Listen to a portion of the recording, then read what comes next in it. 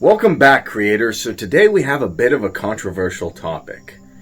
Encounters with mystical or supernatural beings while you're meditating. Now, Dr. Joe Dispenza talks about this quite a bit. And I know a lot of people that meditate to get into more relaxed states, to manifest their desires, or for better well-being. But rarely do they do it to encounter supernatural beings. Now, some people, when they encounter these mystical beings, they get afraid or concerned and stop their meditation. So here's Dr. Joe Dispenza to talk about it and to give you some information on what's going on and some of the experiences that people have had with these mystical beings. If a person has a transcendental experience and they start interacting with beings that are not physical,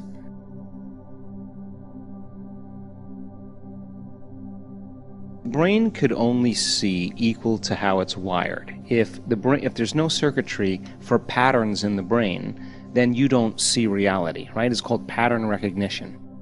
So then how do we begin to see things that exist but we don't have the circuitry to perceive, right? In other words, we don't see things how they are, we see things how we are.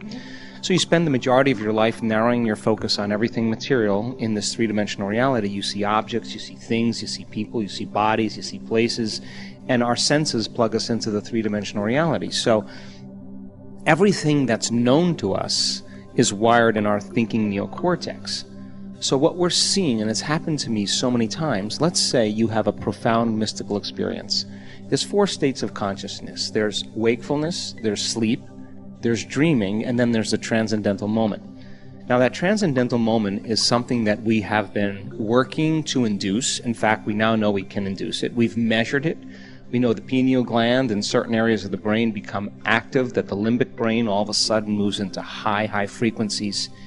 And a person has a full-on sensory experience without their senses. In other words, whatever's going on between their ears is more real than anything they've ever experienced before.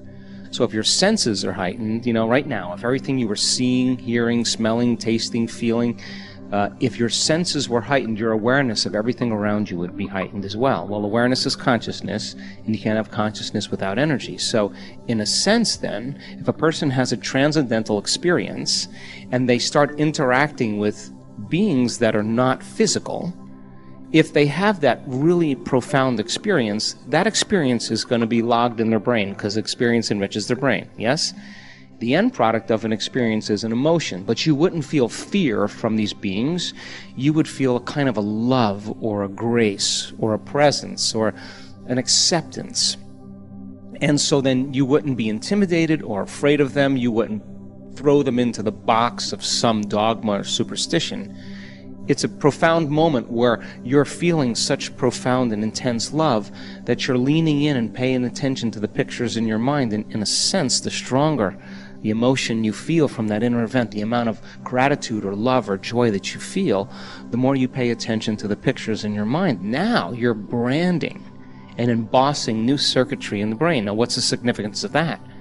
Well, when you come back to your senses, now you can perceive a broader spectrum of reality because you're going to begin to see things that have always existed, but you didn't have the circuitry to perceive them. So then, as we activate the pineal gland, it acts like a radio receiver, and those tiny little crystals, as we talked about in our last interview, begin to shimmer.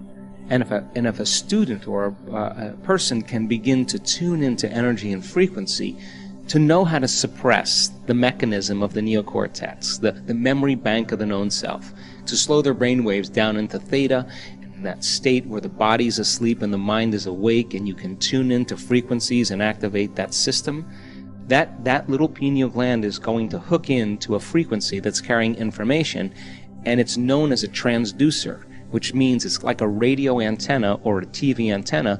It's going to translate that frequency into profound imagery. That imagery then is not going to be anything that's known to you. It's going to be something that's outside the scale of known. So when a person comes back to their senses, they're going to perceive a broader spectrum of reality. So I guess about 5 or 6 years ago, I started sensing these presences in the room during our week-long events.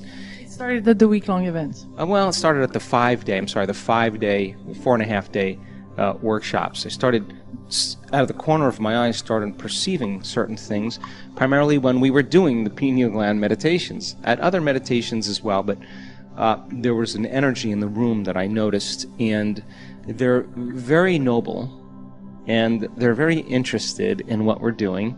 Observing? Many, many times in the beginning, they observe. They are along the walls, and they're not small. They're very, very tall. Most of them probably 3 meters, maybe more tall. I mean, they're beautiful and big, and they have this grace about them and this presence, and they're very interested. They observe.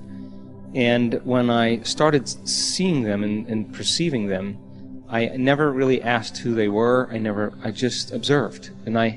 And for me, when we do the pineal gland meditations, I'm up at 3 in the morning or 2:30 in the morning, and we're going, and everybody's sitting up and laying down, and I'm awake the entire time, and I'm working with the audience, and I start doing the meditations with my eyes closed while I'm doing it, and a lot of times I open my eyes and I'm in theta. The door between the conscious mind and the subconscious mind is wide open, and in a sense I'm dreaming with my eyes open, and all of a sudden I start perceiving things. Well, when that started happening, people started reporting things back to me, and sometimes it was kind of cool because we started getting stories of 2 different people in a room of 1,000 people saying, I saw this incredible thing, and the other person saw the exact same thing. And I saw something very similar. I never said it, but all of a sudden you're starting to get a collective noticing something happening. Well, I was getting ready for the day at one of our events, and as I was waking up and moving around and I was between worlds, they started talking to me. And they said to me, we can only lower our frequency to a certain point. We can't lower our frequency anymore, our energy anymore, because we would change our consciousness, and we love ourselves too much to do that. But if you can raise the frequency of the audience to a higher frequency, we'll meet in that place where that energy intersects. And so there's an invitation or a door for them to move through or to exist as. And there would be like an older sister, an older brother that totally loves you and sees that you're really making an effort, you're making great strides, and they're just a little bit higher on the spiral, you know?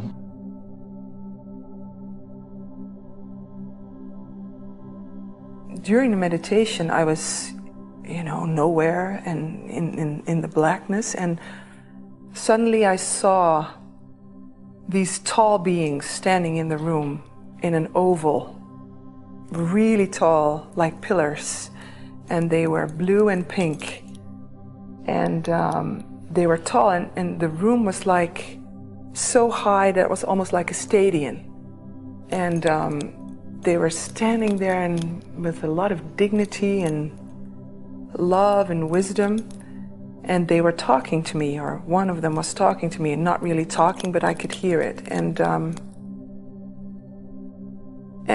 said to me, you are a leader, and you have to stop asking, you have to be.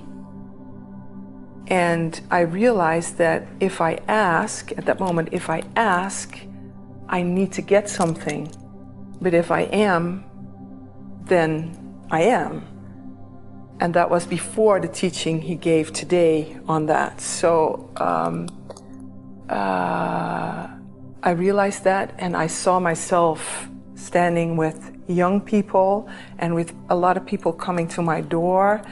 And they said, times are hard and we need leaders. And so I felt really a lot of love and a lot of energy.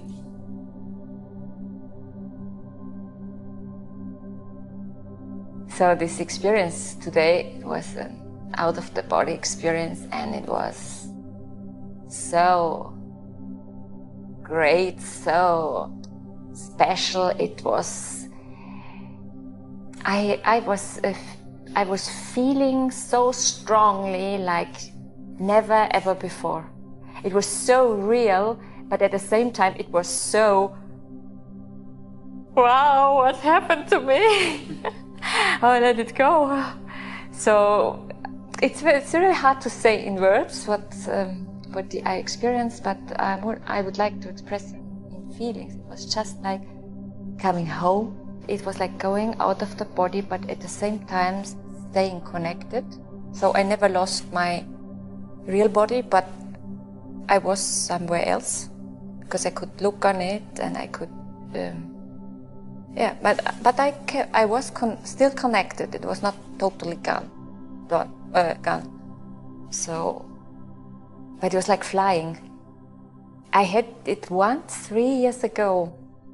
So, and at that time I always wished to have it, to get back to that point and maybe to experience it even stronger.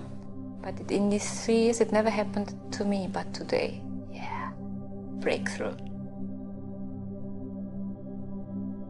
So I just can say to everybody, go for it. Don't give up on the breath, because it took a while, but once you have it, then it's like, oh my God, it's insane. It's a real orgasm from the head, you know?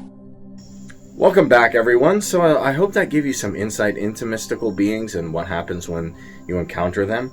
Now, I personally have not encountered them, but here's what I can say. I know some people who have, and based on their experiences, they can either do one of two things. Some are here to enlighten you, some are here to drain your energy. But I'd love to know in the comments below what you think of this topic and have you had this experience. So be sure to subscribe, hit that notification bell, and always leave a comment below letting me know your thoughts and like the video. Thank you so much and have an amazing day.